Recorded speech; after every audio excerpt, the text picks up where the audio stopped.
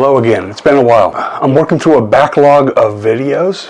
I like shooting videos, I don't really like editing them, mostly because it's hard. So I filmed this a couple of Easters ago because you find these lamb cakes, as I call them, or lammeles more properly, everywhere. You also find the exact same size cake in chocolate.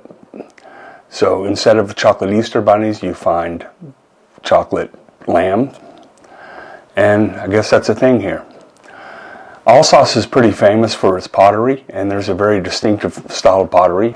I'm drinking some improved coffee from an Alsatian coffee cup right now.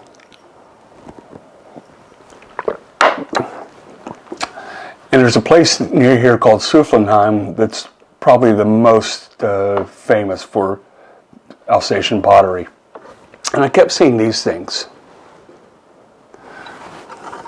And they pop apart, a little clip holds them together, and they're glazed on the inside. And I bought one because, well, I think they're really cute, and I'm a sucker for kitchen gadgets. But then, of course, I had to actually use it. And I like baking. I'm just not a famous baker, but I like baking. There are a lot of different recipes on the internet for making this. I chose to make it with a sponge cake. For the two French people out there watching this video, it's a genoise. Apparently I didn't feel like talking when I filmed this video. So you get to have a voiceover, which I've never done before. So let me know in the comments if you like the voiceover or not. Maybe it's a good way for me to keep making videos. I don't know. You tell me. So here we go. I'm going to start by weighing out my vanilla sugar, 200 grams of vanilla sugar. You could use granulated sugar and liquid vanilla extract, but liquid vanilla extract is not very common here, and vanilla sugar is very common here. I'm going to use 3 metal bowls for this process. You could use glass as well. Plastic's really not suitable because once you separate your eggs, any residual fat or oil in the bowl will interfere with your ability to whip the egg whites into a peak. So you might notice here that I dropped a little yolk into the bowl. Any egg yolk in the bowl, because it's mostly fat, will interfere with your ability to whip the eggs into a peak. That happens sometimes. This is a pretty good trick to get the yolk out, is to actually use the eggshell itself. It seems to cut through things just perfectly, and you can usually lift out the yolk.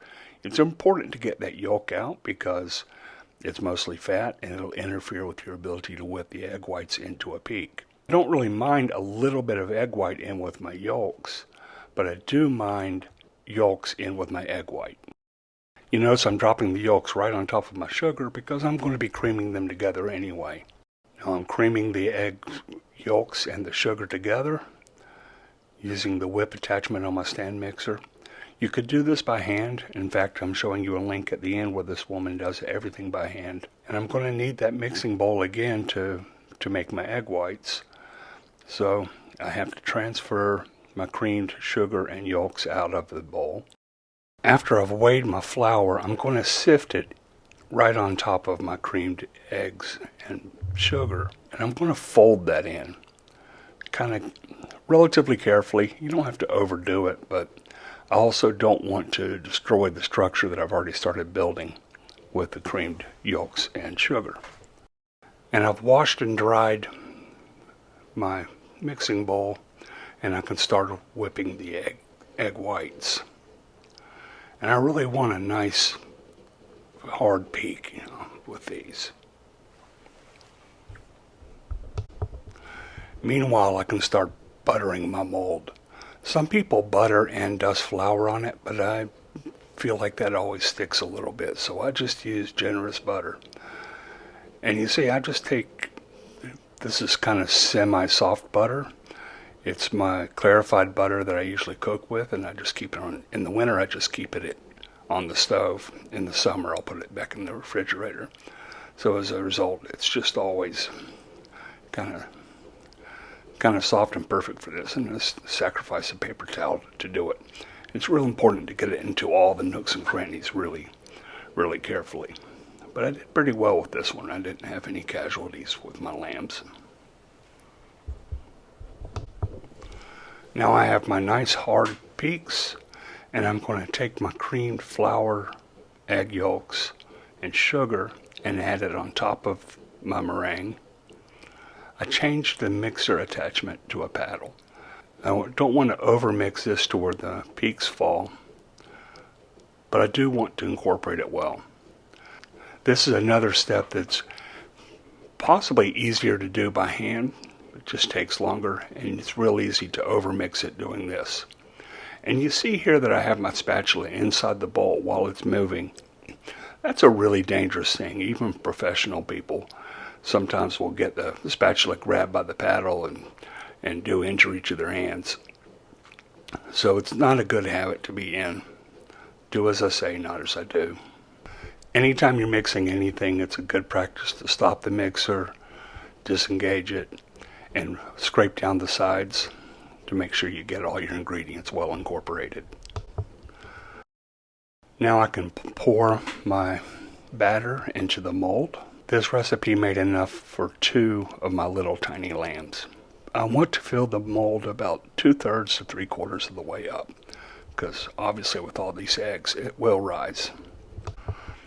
Some recipes have you putting baking powder in there to make even more of a rise, but if you're careful about how you whip your eggs, it's going to rise no matter what. So I'll start my timer at 23 minutes at 175 degrees Celsius, which is about 350 Fahrenheit. And meanwhile, I'm going to go ahead and start melting my chocolate in a bain-marie or a double boiler, because I really want to put some chocolate on one of them at least. And I think everyone knows this trick of sticking the toothpick in, and if it comes out clean, then it's done. Otherwise, it's not. So eventually it comes out clean. I put it on a wire rack to cool for a solid 10 minutes, upside down, of course, on a piece of parchment paper to make it easier to separate later. So once the mold is cool enough for me to handle, I go ahead and separate it by pulling the clip out of it. And now we're going to find out if I did a good enough job with the butter or not. So far, so good. Ah, it looks great. Even the ears came out good.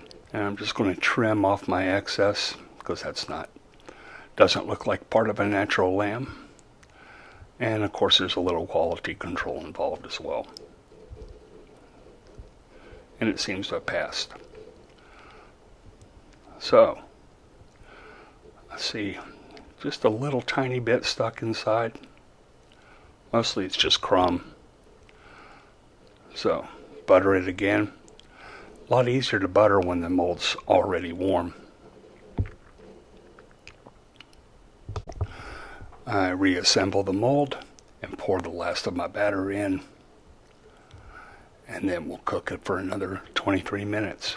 It might take 25, 27 minutes, but you get the idea. Now, I've already given you the technique. There's a list of ingredients, and here's a link to an Alsatian woman who makes this much prettier. I covered one of them in melted chocolate and a little coconut because I think it's pretty. The most traditional way around here is just to sift some powdered sugar on the top of it. Well, I hope you enjoyed this, and I'll try to post some more stuff soon. Bye.